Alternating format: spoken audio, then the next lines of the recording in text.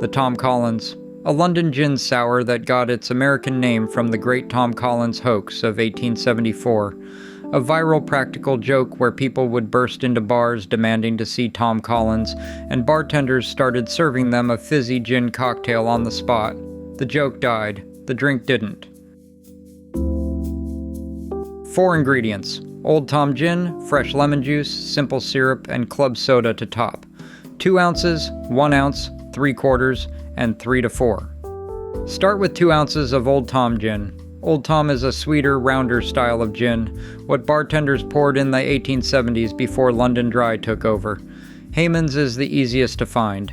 If your shelf only has a classic London Dry like Tanqueray, that works too. Just add a splash more syrup to match. Add 1 ounce of fresh lemon juice and 3/4 of an ounce of simple syrup. Fresh squeezed lemon only. The ratio is the whole classic sour recipe. Gin, lemon, sugar. It just grew up and learned to sparkle.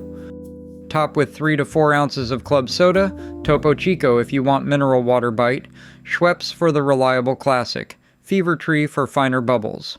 The soda is what turns a gin sour into a Tom Collins. Don't skip it, and don't skimp.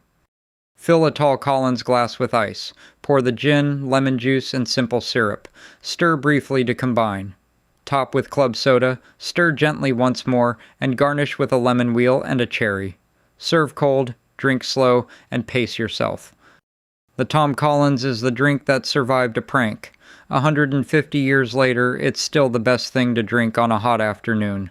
Bright, tall, fizzy, and forgiving.